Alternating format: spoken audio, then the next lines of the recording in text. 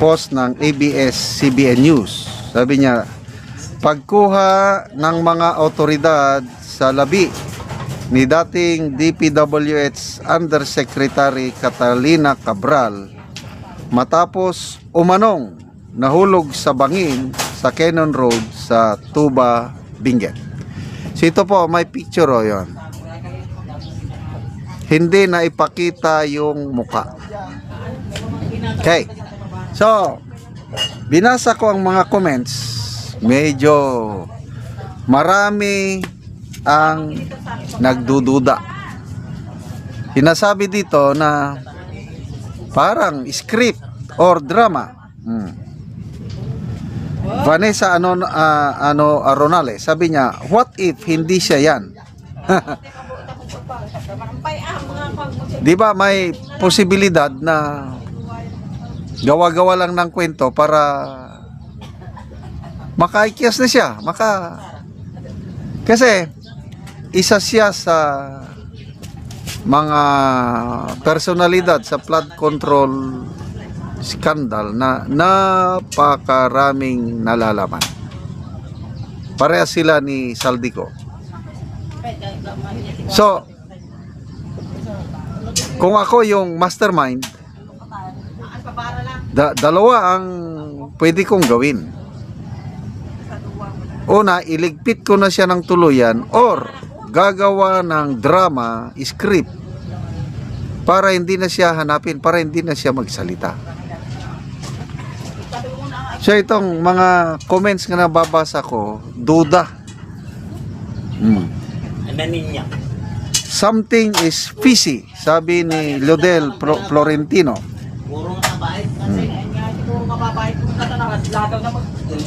Amar Monsiado, nahulog o inihulog? Magkaiba kasi yan. Jen Diasis, plot twist, hindi siya iyan. Missy P, taking the fall guy peg by heart. Jane Ranose, paano kaya siya nahulog at nagpunta pa talaga doon? Ibang script na naman kasi, kahit tukoy na ang mastermind, pilit pa rin nililihis ng mga sangkot. Matapos gamitin, ito na, naglilinis na sila. Obvious talaga. Sinanglaw. Dennis Gallardo, lumang tugtugin. Kunwari nahulog, patay, teleserye ng Temptation of Wife, matagal nawala bago bumalik. Ano pa? Ano yan? Bangos, aluminum foil. Jose Doloricon, ang tanong, siya ba talaga yan? Baka naman pinagmukha lang patay para makatakas sa batas. Yun din ang isa sa mga posibilidad na naisip ko. Speculation lang ito. Imposible, ano?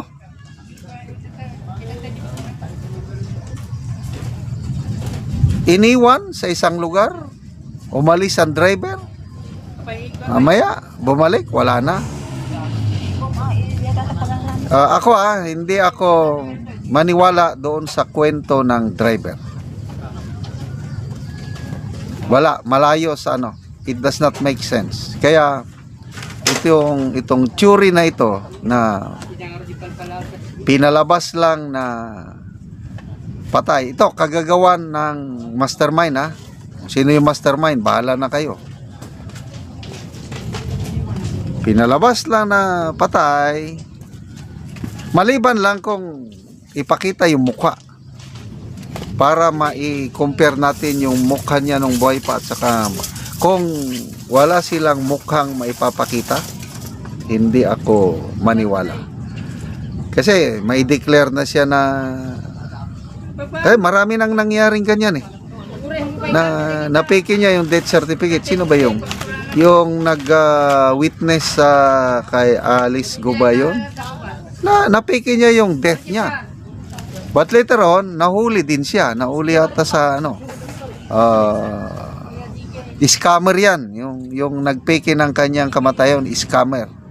Tapos na-involve, parang naging witness kay Alice Go. Nakalimutan ko na yun. No? Basta, ay nako, ang mastermind talagang gumagawa ng lahat ng pwede niyang gawin para hindi siya mabulilyaso. But then, ang lesson is there is no perfect crime. Mabubulgar at mabubulgar din ang katotohanan. So, mag-isip-isip na. I'm sure yung mga mastermind hindi na nakakatulog ng minding. Sleepless nights. Sabi nga ni BP Sara, ang gaba dili magsaba. At kung ano ang iyong itinanim, yun din ang inyong aanihin. So, mga kaibigan, huwag tayong basta mapagmatsyag po tayo. Kasi talagang bilyones, trilyones na pera natin ang ninakaw nila. At ganito na lang gumagawa sila ng mga teleserye, ng drama para ma-distract ang ating atensyon. So sino lang ang napapanagot? Isa pa lang, si Saldico pa lang ang isa sa mga mastermind Kasi sabi nga ni Senator Alan Peter Cayetano, masterminds with S. Marami-rami sila nagplano lahat nito. So isa lang si Saldico na sa mga mas maliliit na mastermind, kaya lang nagtatago naman siya, hindi naman nila mahanap. So yung announcement nila nga may makukulong bago magpasko, ibang twist ngayon, may nagurgor bago magpasko. Ito na, Yusek Cabral. Kaya lang, ulitin ko, dapat maipakita ang mukha. Tapos yung mga kamag-anak kailangan ding salita. Kung tahimik ang mga kamag-anak, I don't know, wala na yan. So script drama na lang talaga ito ng mga mastermind. Title: She's Dead, Who's Next? Si Yusek Cabral patay na daw. The sudden death of DPWH Undersecretary Catalina Cabral is deeply alarming. As Undersecretary for Planning Services, her role was far from ceremonial. Planning Services sits at the very core of how the DPWH operates. This office determines how infrastructure projects are planned, prioritized, and funded. Before any road is built, bridge approved, or flood control project finance, it must pass through planning. The office is responsible for, number 1, crafting long-term infrastructure plans, evaluating and ranking projects before implementation, ensuring alignment with the National Development Agenda. It also keeps some of the most sensitive records in the DPWH, including, number 1, national and regional master list of infrastructure projects, project prioritization and ranking documents, feasibility studies and cost estimates, multi-year infrastructure plans linked to General Appropriations Act, coordination records with NEDA, DBM, and Congress, documents connecting projects to budget releases and implementation timelines. In short, Planning Services knows which projects were approved, why they were approved, who endorsed them, and how much they were supposed to cost long before construction begins. Meaning, Yusek Cabral knew exactly who are the real masterminds. Correct. Siya ang susi. Silang dalawa ni Saldico. Actually, ah, alam na alam nila kung sino-sino ang mga masterminds. This death comes at a time when DPWH is under intense public scrutiny. For months, the agency has faced allegations of anomalous flood control projects. These controversies have led to Senate investigations, calls for lifetime bans on officials involved, and even immigration lookouts orders against individuals linked to questionable contracts. Compounding public concern was a recent fire at the DPWH Bureau of Research and Standards Office in Quezon City. While officials claim flood control documents were not affected, lawmakers and investigators have still ordered proofs amid fears of possible evidence loss. Meanwhile, the Commission on Audit has repeatedly flagged DPWH projects for inefficiency, defects, and misaligned spending, which points to deeper systemic problems in planning, monitoring, and execution. Given these circumstances, the public deserves clear answer. Number one, who is now securing the planning records under Yusek Cabral office? Number two, are there records already under independent review? What safeguards are in place to prevent tampering or loss of evidence? How will ongoing findings affect the future of DPWH planning and infrastructure governance? Public officials are human beings and their deaths deserve respect, but public institutions must be stronger than any one person. When a key office handling billions of pesos in public funds suddenly loses its head amid controversy, the response must be transparency, not silence. For ordinary Filipinos who endure crumbling roads, delayed bridges, and failed flood control projects, the question is straightforward. Is DPWH planning system serving the people or protecting power and profit? Yan na. So,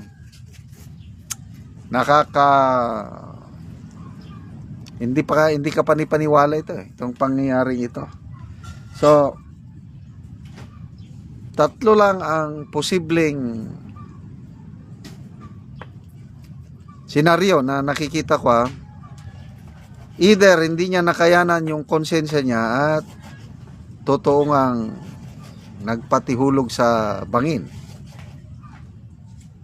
Pangalawa, yung masterminds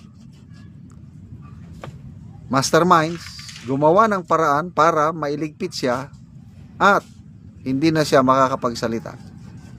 Pangatlo, again, masterminds gumawa ng drama na kuno nahulog, kaya lang yung bangkay hindi siya yun. Drama na si Yusek Cabral buhay, kaya lang nagtago na. Ipeke na lang ang kanyang death certificate. Kasi may nangyari ng ganyan Pwede mong ipeke yung kamatayan. Kasi yung nakuhang bangkay, binalot lang ng tela o ano yon, hindi naman naipakita ang mukha. So, yan ang tatlong Kaya lang, one thing is sure, gumagalaw ang mga masterminds. Dahil marami sila. Si Saldico, isa lang sa mga mastermind. May mga matataas pa sa kanya. Gumagalaw sila para mapatahimik ang mga may alam sa anomalya. At isa na nga ito si Yusek Cabral na alam niya talaga. So, granting na totoo nga yung pagkamatay niya, so ang tanong, who's next? I'm sure si Saldico. Pag matimingan nila si Saldico, sigurado yan. So Cabral, Saldico, sino pa kaya? Kumusta kaya si Orly Gutesa? Wala na tayong balita. Baka may nangyari ng masama. Kasi nga, nabangga niya ang mga masterminds.